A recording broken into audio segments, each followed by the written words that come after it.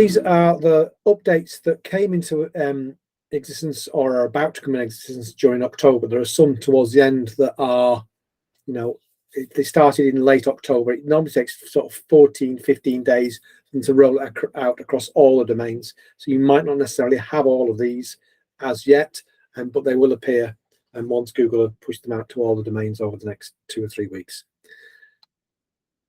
So I did mention this in the last 2 virtual staff rooms. It's just a quick reminder in case there's someone, for some reason, I don't think there is, I can't imagine there's anyone out there now still on classic Google Hangouts. But currently the only way you can access them now is by the web-based version. The one through your Gmail goes straight to chat now, but apparently hangouts.google.com is still a thing. So if anyone's still using it, remind them it's going. Well, it's gone now, 1st of November today. So that will then get pushed directly to Google Chat on the web for them. So they might well come and complain to you now if you're in that position. But just to be aware that that's now officially gone, and shouldn't be anymore. It might be midnight tonight. I don't know exactly what time it's going to go, but it'll be gone imminently. So just to be aware of that. I also have mentioned this a number of times before as well. These are the transformation reports. I know Dave Leonard, who's on the call, uses these. They are really useful. They give you a whole load of information about apps usage within your organization and the use of the 4 C's: collaboration, creativity. And Chris, you've got co-host, so you can let that person in if you wouldn't mind. Collaboration, critical thinking, creativity, and communication. That's the 4 C's, and it gives you feedback on those. On apps usage, it tells you how many people have got Google certifications. It doesn't tell you who's got them, as Dave pointed out last time, which is a bit of a nuisance, but it's a really useful tool, and it opens every 6 months. So it's literally just opened today. So you can go in there and you can fill out the information. There are forms that you can use to collect information from other people to get a full picture of where your college, university, school is at. And then in 6 months' time, the window will open again, and then you'll see your last report, and then you can revisit it and make a change, and it'll show you kind of progress over time. So it's a really neat little tool. And we will share the slide decks at the end, so you will get all of these with all the links that are available. But it's definitely one that's worth looking at, and ask yourself the question, is this going to be a useful tool for us to start to track the impact of the digital in our learning and teaching? The person that goes in the first instance to register needs to be a super admin. So it can't just be a standard teacher or the dean or the principal or any of those people, because they probably aren't super admin. So the person that registers in the first instance needs to be super admin to be able to get hold of all the resources and the report. Data loss prevention rules have been around for a while. They offer a huge amount of additional protection to your admin panel. If those of you who are unfamiliar with it, you can basically say, here's the rule that I'm going to set. If someone tries to share national insurance numbers via Gmail, then I'm going to quarantine that email and not let it go, for example. Or tries to share a document that's got financial information in it, the standard, 16-digit number that might be a credit card, for example, then I'm going to stop that happening. So these rules have already been in place. The Google Chat one was in beta for a while. It's now generally available.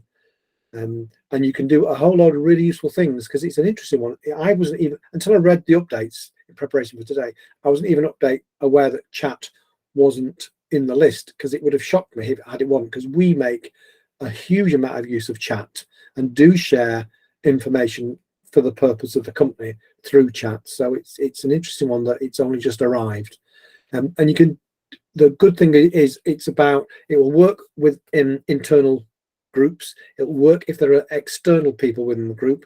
It works with the text of the messages and the attachments that are within it. And as with the usual data loss protection rules, you can either choose to block from sending, warn before the person sends it, so say, you're about to share some sensitive information, and log it for the purpose of audits.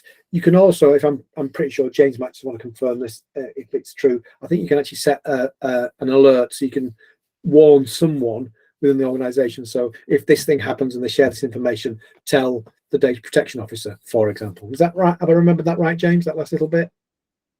Yeah, it will also come up if you've got plus or standard. It will also come up on your dashboard as well. Oh, excellent. See, yeah, as your warnings. Yeah, excellent. Thank you. Yeah, and it is only Education Plus and Education Standard that has those tools. At the minute, I forgot to mention that. Thanks, James. Thanks for that. Okay, I need you for this one, James. This is a really interesting one. Google Voice is becoming really popular. It's a fantastic tool. We use it internally, so it means that I often, in the course of a day, when I'm making the phone calls that I make, I almost never pick my mobile up now, because I can phone direct through Google, through my Gmail interface. I've got an additional button on the side panel where I can click on the button, and there's my Google Voice, and I phone that person directly. It's really useful for me, so I don't have to take my headphones off. I use the microphone, which we've already said is a good quality microphone. So it's a fantastic tool. That all being said, this particular bit I'm going to hand over to James. That's okay, because I'm hoping he'll be able to explain what this means. I understand each word is English, but that's kind of where my understanding of this particular slide ends. So over to you, James, if you wouldn't mind just explaining this. I haven't seen the slide before, but from my understanding of that is you've got your telecom carrier, which is basically your regular telephony, such as like your home phone, and then you've got sort of like whatever you've got on premises, such as Cisco or whatever that is, and then it will carry it through an SIP trunk into Google Workspace phone. So it's basically linking up old technology, like copper technology, with digital technology. Excellent. Why didn't Google just say that? That's much. Now I understand it. Okay. So if there are Google Voice users, or you're considering that, then you now know that you've got a way to link, your old infrastructure on your phones to the new Google Workspace, should you choose to do that. Okay. Excellent. Thank you very much for that, James. Very useful.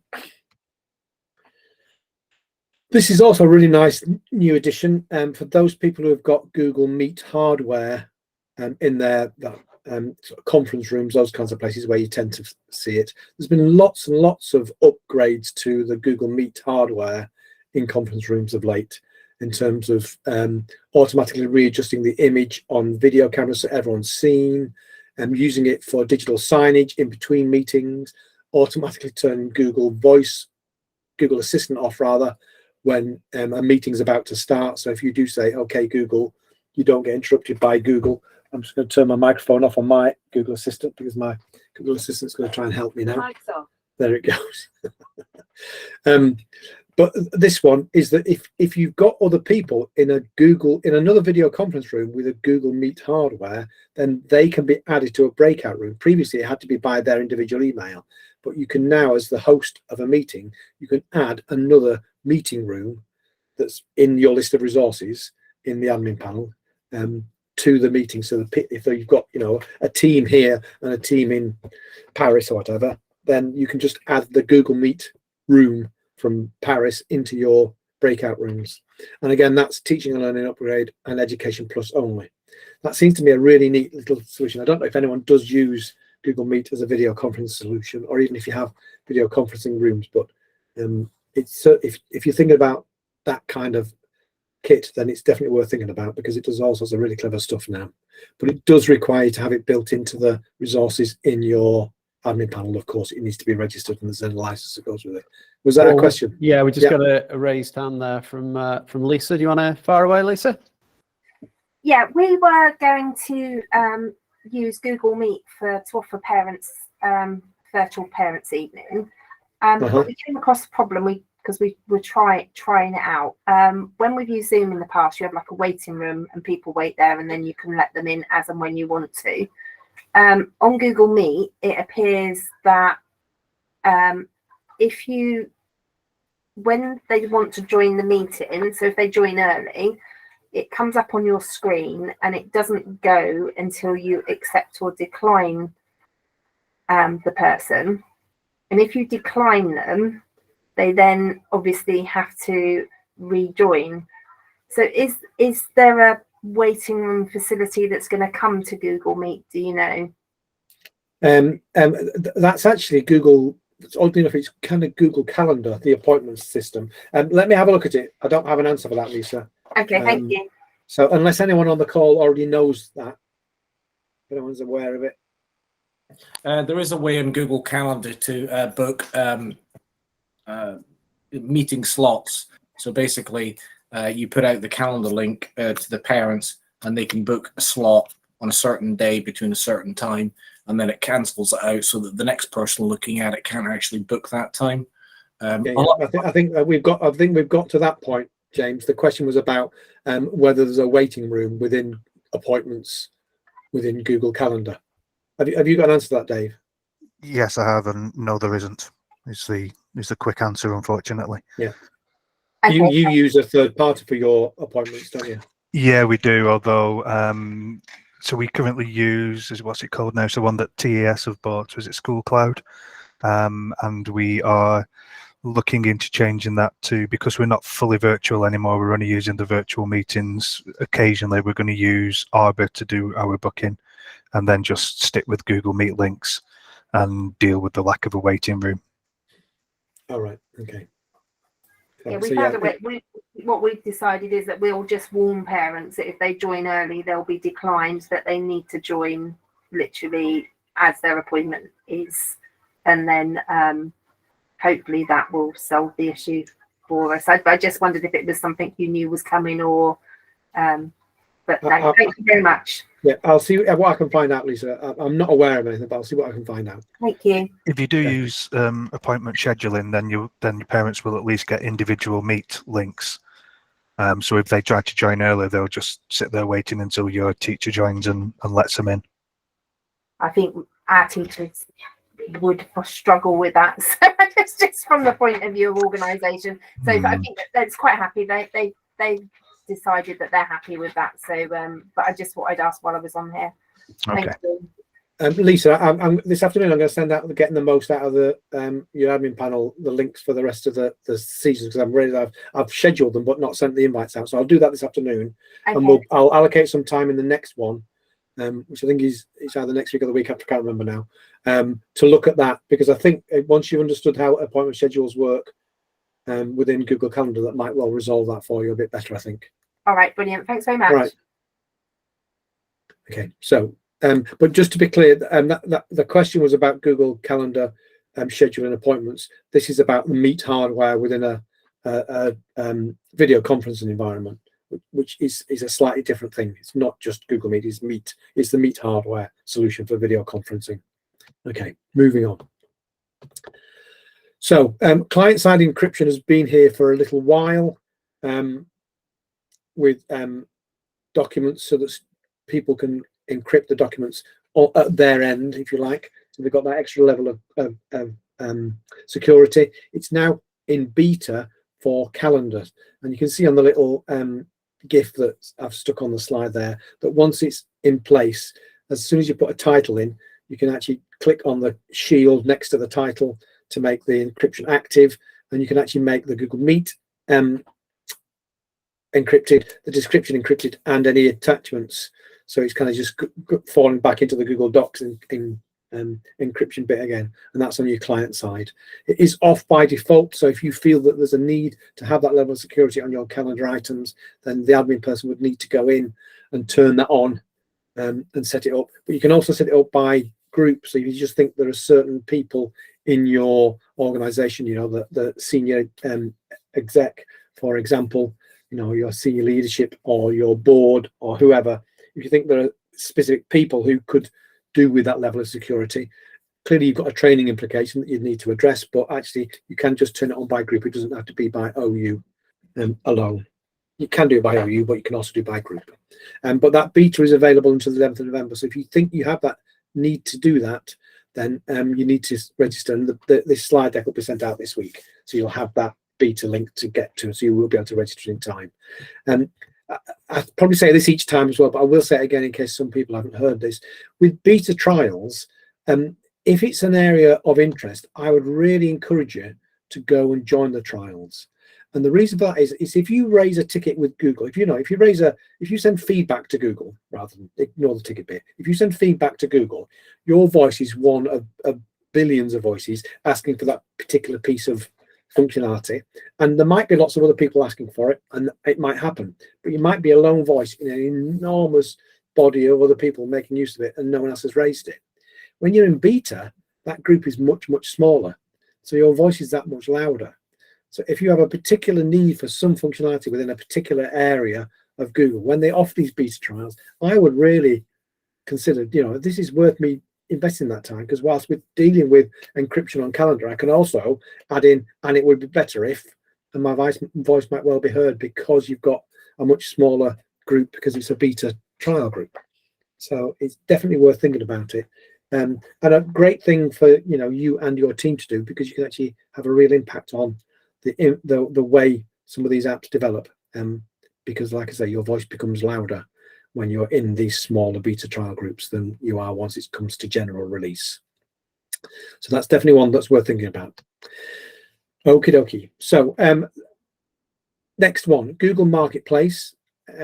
It's just you've got a few extra filters to search by when you're looking for particular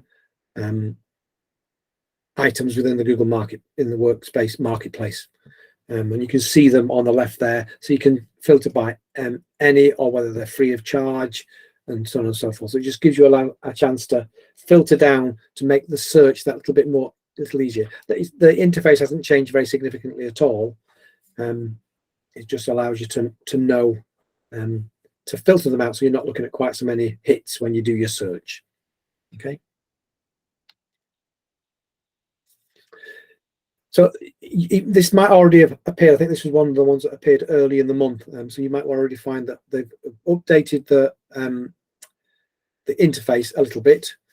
They've created a storage admin role. So if you've got a member of your team that is charged specifically with managing the storage levels of all the users within your Google domain, then you've now got a storage admin role that allows them to make the changes necessary to manage those storage limits, but doesn't give them access to the entire admin. So it doesn't make them super admin. It's a very specific thing.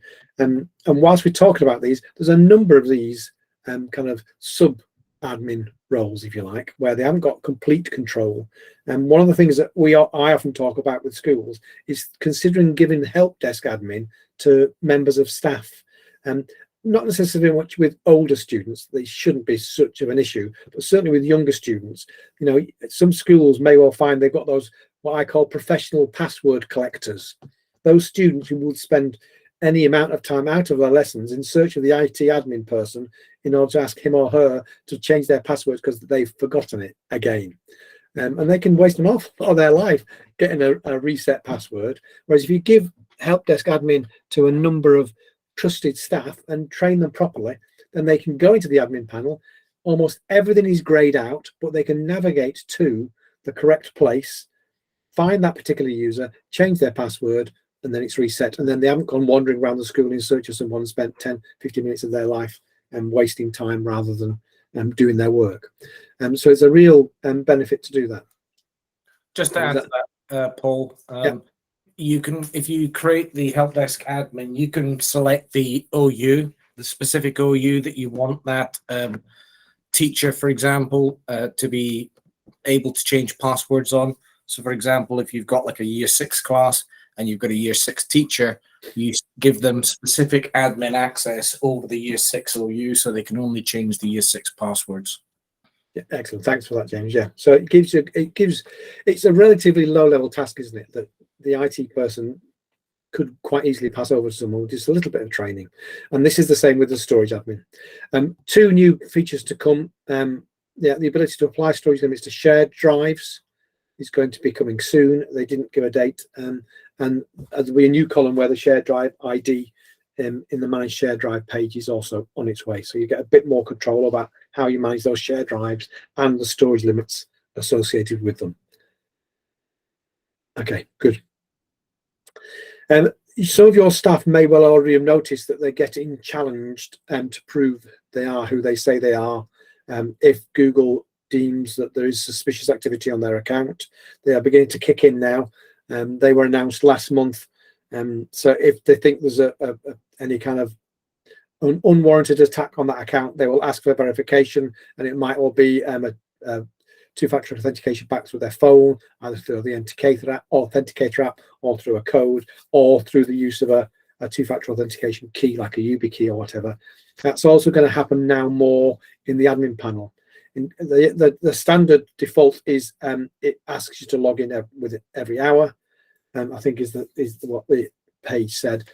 But this will, if they think there's suspicious activity again, it will ask you to verify it's you in the same methods, by your phone, or with the authenticator app, or with the YubiKey. So it's just a greater one.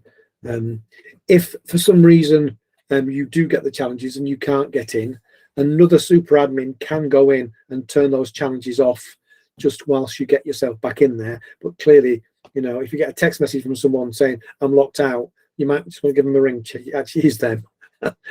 Someone's not being really clever with text messages and pretending to be someone they're not. So do be cautious with that. But you can turn these challenges off to allow someone to get back in and then reset them and turn them back on again. So it's just another increased level of security for your admin panel. It's also based on geolocation. So if you go abroad to South Africa and you decide to log into your account, it will challenge you. All right. Okay. Excellent. Thanks, James. Yeah. So AppSheets is a paid-for service. I think you get a little bit free, but mostly it's a paid-for service. And you can now build databases in there that will feed information into or take information from the apps that you build in there. So if anyone's using AppSheets to build internal apps for whatever purpose, then you've got the option to build a database in there to feed into the app that you're building. There are limits. I put the limits in there. So you've got 10,000 rows of table, 20 tables per database, and 20 databases per user. So if you've got more than 20 apps from a single account, then you're going to struggle if you needed a database for each of them. But chances are they won't all need a database, will they? So that's that one.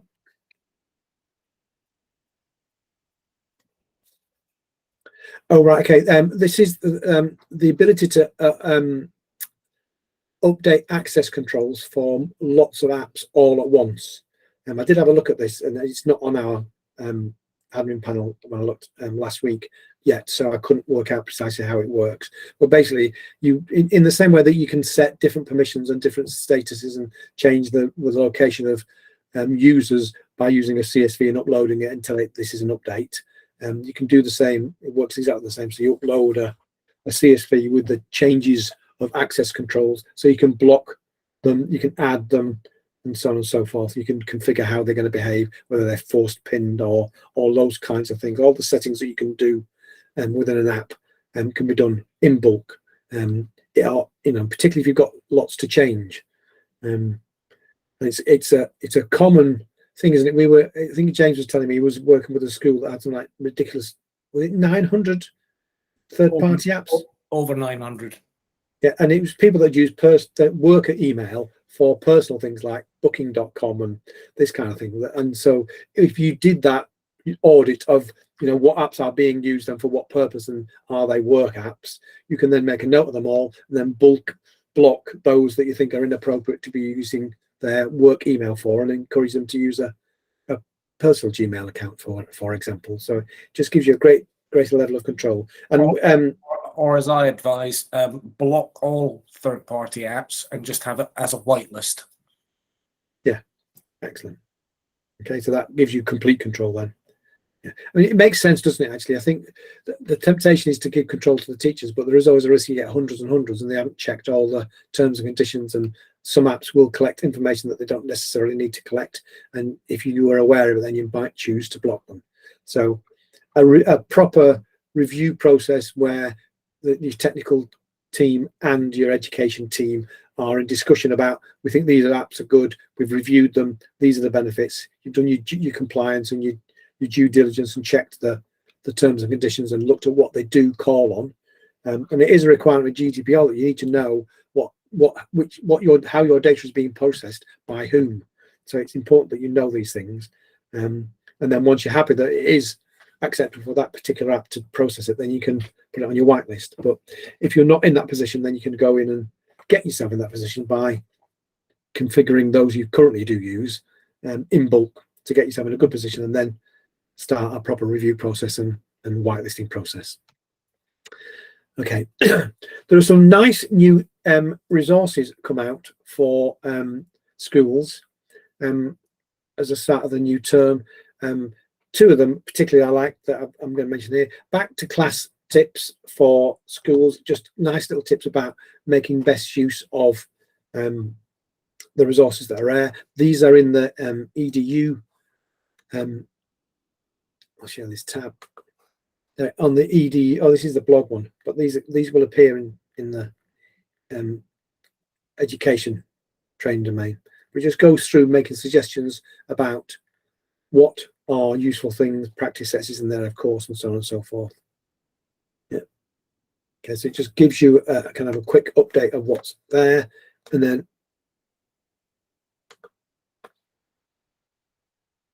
the other one is a link to some resources, some events rather, and there are still some left. It goes to the 8th of November, so you can have a look at what's going on. You see the very earliest ones have already gone, but there are some today and all the way up to Tuesday next week. Yeah, adaptive learning, and then a new course on Chromebooks for educators. So there's some nice little resources there, and I think it's just, I'm guessing it's a live streamed event, just to get you to where you want to get to, just to keep the kind of pressure on to make people aware of what's going on and what's happening. So back to class tips and some events about the use of Chromebooks particularly. Just a few updates that happened before that I think are quite important in terms of security, and one or two other things. The shared drives can now be added to specific organizational units. Workspace admins are now notified when label editing is available in the Education Plus, and I think Teaching and Learning might be as well. But it's a really useful tool that once you've started to apply labels to documents. You're still on the old slide. Oh, thank you. Yeah. Thanks. Thank you very much. Yeah. So labels, I think, are a really useful thing because you can automatically apply labels based on a rule, but you can also encourage people to apply labels as well. And once labels are attached to documents, you can then use those labels actually to set in the rules. So you can say that if someone uses financial information as a label, then don't let them share it externally, or alert this group to share it externally, but everyone else, they can't share it externally. For example, that would be 2 rules, wouldn't it? It just gives you a greater control over your data. So if you're currently not using labels to tag your various documents, then I would encourage you to do so. Working location is in calendar. I use that all the time now to let my colleagues know where I am, so they know whether I'm available or not, or whether I'm traveling. But it's just like a little button at the top that sits across each of the days that tells them where you are for the most of that day. I know Dave was interested in that because he's got a team spread across an ever-growing multi-academy trust. So to know what school they're in is a really useful thing, so you can quickly glance at their calendar and know that they are in wherever. It's really, really useful to be able to do that. And you can add in buildings, so you can be quite specific if you want to do that. Okay. You've got the option to preview and download the client-side encrypted files with Google Drive on Android and iOS now. So that's quite nice that that's in place. And we've already mentioned there's updates to the storage management tools in the admin console. I've talked about those in a bit more detail. I should have taken it off this slide. I thought I need to say a bit more about that. Okay. There we go. Those are the updates for October. The next one will be the updates that are happening in November, and that will be on Tuesday, the 6th of December.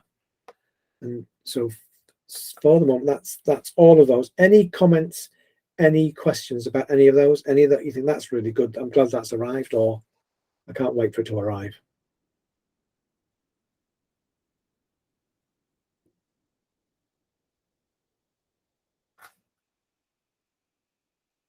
Excellent. Anything that you think are particularly significant, James, that you think, yeah, these are really good in terms of security or improve usability or anything? Yeah, I mean the enhanced security. So, for example, if Google kind of like see that you're a member of staff has taken their laptop and gone into McDonald's and decided to join their guest Wi-Fi, it will ask them to verify that they are who they say they are, and it will just stop things like, you know, Nigerian princes offering me lots of money, so to speak. Yeah, except my Nigerian prince is going to send me £1 million. He tells me. So I'm waiting. I sent the money, and I'm just waiting for him to get back to me. That was a joke. It's hard to know whether it's going down well or not with everyone.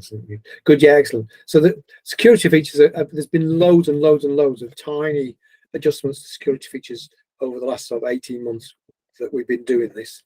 And it's really important. Can I just ask, out of interest, and we'll use the hand icon, of the people who are on the call, how many people are using, touche there. How many people are using two-factor on their accounts with all their staff? If you are, raise the hand icon in the bottom. Dave is, yeah. Neil is. Excellent. Okay. So other organisations aren't. It's hard, isn't it? Oh, Tatiana is as well. Thank you, Tatiana. It's a hard one because the prospect of getting them all to do it feels quite daunting, I think. You can put your hands down now, class. Thank you very much. But I think it's a really important one. Chances of any member of staff at some point in their working career with you not having to deal with some external agencies because of a child who has a particular need or is particularly vulnerable or whatever is pretty slim.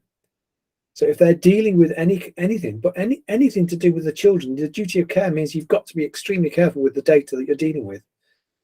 So, making that a compulsory thing for your staff, I think, is quite important. And I understand the prospect. When I was last in my school, I didn't do that. Two-factor keys weren't a thing. It would have always been mobile phones, and the school banned mobile phone. So it would have been a hard job to convince the head to agree to it anyway. And I wasn't aware enough at that time as I am now. So I probably wouldn't even thought about it. But I think it makes a lot of sense to think about that really carefully. And the UB keys are brilliant, so you don't have to use a mobile. I'll come to you in a minute, James. The UB keys are brilliant, so you don't have to use a mobile. And the UB key can just sit on your key fob with all your other keys that you use at school. And it's really quick. It looks like a USB stick. You put your username and password in, put the UB key in, press the button on it, and it lets you in. And the key holds the second factor of authentication on it. And you can have multiple accounts on the same UB key. So it's a really neat little solution without getting mobile phones out, because it doesn't look good, does it? If you're banning mobile phones and the teachers are forever getting them out, it's not a good look. So there are solutions out there that don't involve the use of a mobile phone. James, you wanted to say something? Well, on the two-factor, if you decide to do it, then you can actually, as an administrator, you can enforce it, and you can enforce it over OU. So, for example, anyone who's got sort of like a sensitive account, like an executive, senior leadership team, finance team, HR team, they should all have two-factor turned on. You can enforce it, and you can set a date for enforcement, but it needs to be communicated very, very carefully, because as an admin, you can't actually enforce it. They have to go into their account and turn it on. And you have to think about how you're actually going to have them authenticate, whether you're actually going to purchase them the Ubico keys. And I always say that the Googlers in the London HQ, the only form of two-factor that they use is the Ubico keys. They're not allowed to use the Google Authenticator app. They're not allowed to use their phones. They have to use the Ubico keys. Yeah, excellent. Thank you, James. Yeah, and they apparently even have machines, like where you would normally get your chocolate from. They've got those where you can buy a UB key from. Sounds like a bad stutter. Yeah, James made it. David made a comment. We'd love to see whitelisting based upon IP address in Google as we can in Microsoft. Yeah, I think Securely does that, doesn't it, James? Is that right? Have I remember that right? They do some kind of thing that they can decide where you have different profiles based on the IP you sign into. Is that right? That I'm not sure of. Yeah, I might miss. This is more for the two-factor auth. So basically, on our Microsoft accounts, you can set a whitelist IP address. So if you set that to be your internal IP address, it means that staff don't get challenged for the multiple authentication when they're logging onto computers within the building, but they get challenged everywhere else. And it's for us, it's about trying to find the most secure route without impacting on the time spent teaching and learning. Yeah, no, that's a good point. And that is a feature in Microsoft. It's one of the few times that I have to say that Microsoft are ahead of Google, unfortunately, because it's just not there in Google. I've tried a number of ways and we just can't get it to do what we want it to do there. It's not the end of the world. It's still better to have protection than not. So, Dave, you're trying to sort of like set an IP, so your school's internal IP range, you're setting that so that it doesn't require two-factor authentication. Correct. Yes. Okay. The argument against that, Dave, would be, that's assuming that your internal network is more secure than any other network. It does potentially open a backdoor for them being on site. If they can route to either spoof our IP address or to be on site, then yes, I concede that would be less secure. However, what we're really protecting ourselves from here, we're protecting ourselves from people in China and Russia and bad actors over there rather than the local threats, I think. Don't forget Nigeria. Well, yeah, I am actually Paul's Nigerian prince, so I'm really enjoying the £1 million worth of YubiKeys that I'm about to buy. Okay. But yeah, it's always a balance, isn't it? With IT, it's always a balance between security, cost, and usability, and we're trying to get that sweet spot in the middle, really, whereby the YubiKeys aren't massively expensive, but it needs to be usable, and we're trying to make sure we're not putting in too many barriers between teachers and getting on to what they need to do, because they're busy enough as it is. What was your experience, Dave, of the implementation of the two-factor? That was the worst part of it, the fact that particularly at the beginning, because you can trust devices. So if a teacher teaches from the same room all the time, they're quite happy. If they're moving around classroom to classroom, then it was more of a pain for them, and they had to trust more devices. But it was fine. It wasn't as long as you communicate the why, then people understand that, yeah, okay, this needs to happen. And it helps if you've sorry James, just very quickly, one final point. It helps if you've got a local school that's just suffered this cyber attack, because you can just say, if you don't want to be like them, do what I say. Yeah, the way that I would justify it, Dave, and the way I have justified it in the past to staff in particular is, put your hand up if you do online banking. Yeah. Put your hand up if you have to do a second form of verification to get into your bank account. Now, that is to protect your money. So what we're asking you to do is to do the same thing to protect the school data. Yeah, the only downside of that argument, James, is that you're assuming that teachers are rational beings. And as any of us who've worked in schools for long enough realise, that's not always the case. That's too true. That's too true. Yeah. Excellent. Good. So, any other thoughts? Any other updates people want to ask questions about? I don't think so. You need another slide at this point, Paul, going over the things that you've talked about, because sometimes I'm sitting here thinking, what's he actually talked about today? We need that headline slide again as to what you're covering. Yeah, maybe I should. That's a good idea, actually. So where that's gone. Yeah. Transformation report still doesn't allow you to see which educators are certified. I've just tried that. Yeah. During the meeting. You just get a summary, don't you? Just a single just get a number. Yeah, that's right. Yeah. I'm just flipping through them just to prompt you. You queue a few seconds for each one. Is there anyone using the Meet hardware for video conferences? You can raise your hand again if there is. It was something that we I think we are still licensed to sell it, but we haven't sold any for ages. Very expensive. Very expensive for what it is. When you can just use a webcam on your laptop or on your PC. Yeah. You've got to be really wanting to be showing off. Yeah, I would completely concur with you, Dave, that it is extremely expensive, and not only is the hardware expensive, the actual license to run it and to manage it is even more expensive.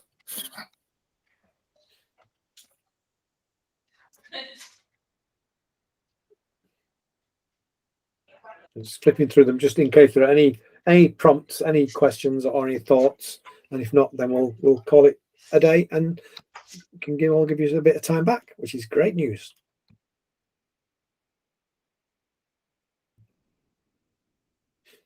That will be a good one. The bulk editing. Having looked at that and identified that we have a problem in terms of how many third-party apps are linked, I wasn't relishing the prospect of going through and manually editing 600 settings there. So No. that will be Is that how many apps you've got? it's something along that line, yeah. Yeah. I mean, I think, yeah, like I said, I think filtering who's using them and getting rid of some, because if it's, if it's bookings.com or Airbnb, then tell them to get a private Gmail account. Well, at least it's not 900, Dave. Look on the bright side. Yeah. Well, it may have been 900, but we may need to keep 300 of them. I can't remember. It's a few. It's one of those jobs that I did and went, yeah, that's a lot of work. I'll come back to that, and haven't yet done so. And I'm glad on this occasion that my tardiness and apathy has actually led to some time saving. Yeah, absolutely. Fantastic. And then the resources. And a quick summary of a few other bits. Excellent. So, like I say, you don't need to see that one.